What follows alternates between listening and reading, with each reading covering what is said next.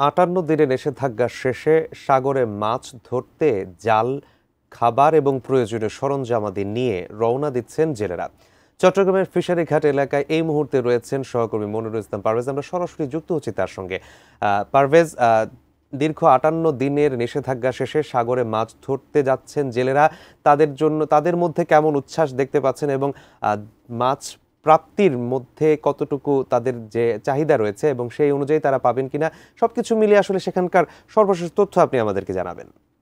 তবে একটি অসুবিধা হচ্ছে, এখন জেলেরা বলছেন যে মেঘনাতে যখন সেটি খোলা থাকে তখন এইদিকে বন্ধ থাকে, অর্থাৎ কর্ণফুলী সাইডে বন্ধ থাকে, আবার কর্ণফুলী দিকে খোলা থাকে তখন মেঘনার দিকে বন্ধ থাকে। অর্থাৎ এই যে সমন্বয়হীনতা রয়ে গিয়েছে, এটি যাতে একসাথে সমন্বয় করে একসাথে বন্ধটি সারা বাংলাদেশে একসাথে কার্যকর করা হয়।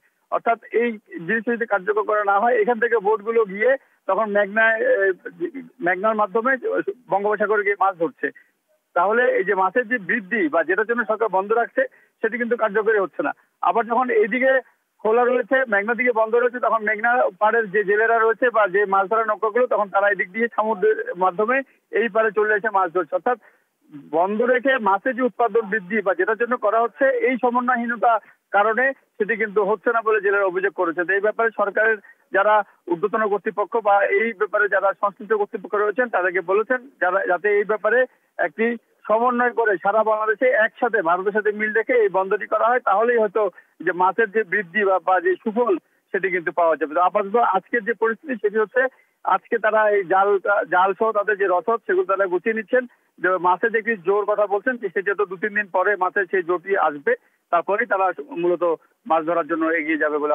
এই যে জেলেরা যে যাচ্ছে বা ওদের যে প্রস্তুতি, আমার সহকর্মী বলবো ঠিক ওনার পেছনে রয়েছে, একটু যদি উনি একটু দেখিয়ে দেয় যে আমার পেছনেও রয়েছে যে এখানকার যে প্রস্তুতিটা, যে দেখতে পাচ্ছেন যে জালগুলো, এখানকার যে জালগুলো রয়েছে আপনারা দেখতে পাচ্ছেন যে জেলেরা সেই জালগুলো কিন্তু ঠিক করছে।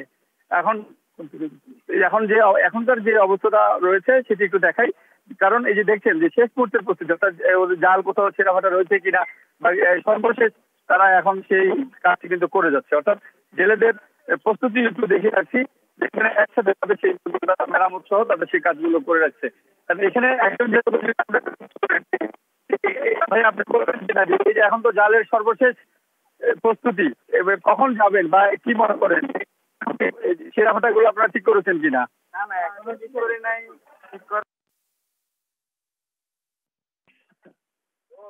আচ্ছা, যে জেলেরা বলছিলেন যে ওনারা সর্বশেষ যে প্রস্তুতি সেটি করে আসলে কিছুক্ষণ পরেই ওনারা 2-3 দিনের মধ্যে সাগরে চলে যাবেন। আপাতত ফিশারি ঘাট থেকে মাছ ধরা নিয়ে আমার কাছে এখান থেকে এতটুকুই রয়েছে।